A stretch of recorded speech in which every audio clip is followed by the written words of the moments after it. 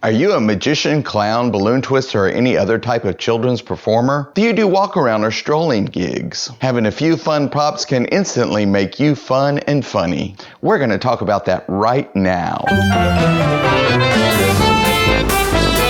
We're going to talk about 3 things that you can carry with you to be more fun and funny. But more than that, I'm going to give you 3 principles that you can take to make any gag more fun. Stick around to the end of the video and I'll give you a bonus idea that will get a laugh every time. Bits of business with props. As a performer, they pay you to be funny from the second you arrive at the event. And you want to bring joy to everybody you meet.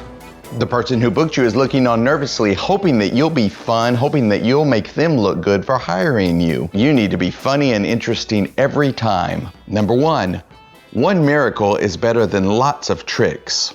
Magicians, clowns, balloon twisters, really all kids performers are expected to do a little walk-around magic. Have you ever noticed that the best magicians usually have the fewest props? Pop Hayden or David Williamson will be more entertaining with a deck of cards or a coin than most of us would be with thousands of dollars worth of props. When you're doing walk-around or strolling gigs, less is better. Remember, you're only interacting with a group for a few minutes. Doing one amazing trick is so much better than several mediocre tricks. If magic is not your main talent, you can still have some fun, amazing, self-working type tricks. If you're a magician doing a strolling gig, remember, people don't want a 15-minute mini show. Groups want to be left amused, left amazed, and then left alone. For a strolling magic gig, I may have several tricks with me, but there are 2 tricks that I always carry, no matter what else I have. Extreme burn, where 5 $1 bills turn into 5 20s right before their eyes. And an invisible deck. I like these because they allow for lots of interaction. They're fairly quick to perform and they always get a strong reaction from crowds. Unless I'm specifically hired to do strolling magic, I do the extreme burn, and if they're really into it, I may do the invisible deck. And that's all the magic I do. Always leave them wanting more. Number 2, planned spontaneity. When your gags seem like they're spontaneous, groups always love them more. Here's a pro tip. You can plan ahead to be spontaneous. Let me explain. The majority of my gigs are either as a pirate or a clown. As a clown, I know that somebody will comment on my clown shoes if we interact very much. So I always say, when I was a little clown, my mommy kept my baby shoe. Do you want to see it? Okay, I'll show you my baby shoe. Here's my baby shoe.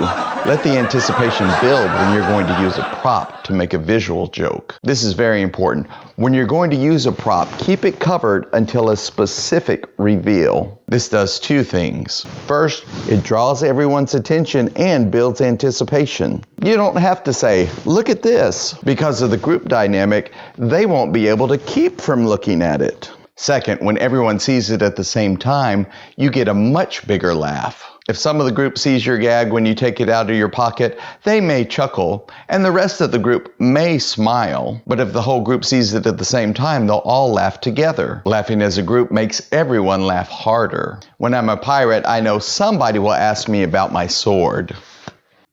Kids always want me to take it out, so I say, stand back, and I pull out my sword.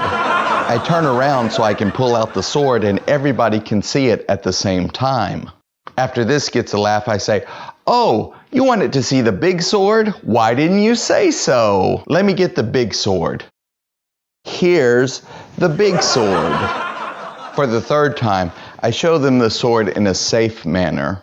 It's a real sword, even though it's not very sharp, so I never take it out all the way and I never let the kids handle it. But they're interested and excited, so I talk a little bit about swords and pirates. If I were to do the joke more than 3 times, the kids would get frustrated. Be sure to watch my video on the comedy rule of 3 to learn more about that. I have one more fun item to talk about, and then that bonus I told you about. But first, if this video is helpful and you feel I've earned it, hit that subscribe button and the bell notification. Number 3, topper. The 3rd gag I carry uses the idea of the comedy topper. Some people call it a tag, others a topper. It's a joke playing off a previous joke without a new setup. It's kind of like an additional punchline. Often the second joke gets a much bigger laugh than the first. I take out a tennis ball and say, I'm going to make this tennis ball multiply right before your eyes. And then to make sure that I have everyone's attention, I pause dramatically and say, behold, the miracle of the multiplying tennis ball.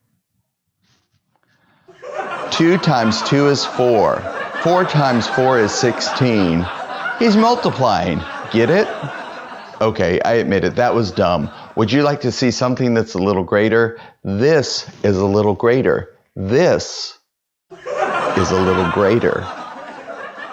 A few things about what I'm doing. First, I do this after I've already done a real magic trick. Because I've already done some real magic, they're primed to see more, and that makes it even funnier. Second, I tell them what I'm about to do with the tennis ball 2 times, and then do it on 3. Once again, the comedy rule of 3. Third, I keep the grater covered and then reveal it so that everyone sees it at once. Since it's a pun, I simulate the motion of grating cheese just to make it more obvious. The easier you make it for your audience, the more they'll laugh. Finally, the tennis ball is a fun pun that gets a laugh and a groan. And using the grater as a topper lets me get another laugh without having to do another setup. The tennis ball and grater get better laughs together than either one would separately. Before I give you the bonus tip, let's sum this up. Number 1, even if you're not a magician, magic plays well. And one great trick is better than several average tricks. Number 2, plan fun things to do with the questions you get. Balloon twisters, jugglers, face painters, clowns, just about anyone working with families will get the same questions over and over. Have some fun interactions planned in response. Your audience will laugh harder and think you're a comedy genius for being so funny off the cuff. No need to tell them you had it planned all along. Number 3, toppers or tags will multiply the fun. The laughter builds on itself if you keep it going with more gags. Bonus, personalized. When you personalize a gag, your audience feels a genuine connection with you. When you perform for families, there will be a child who has lost a tooth in almost every group. I ask, what happened to your tooth? When the child says, I lost it, I say, okay, everybody help me look for the tooth. Where were you standing when you lost the tooth?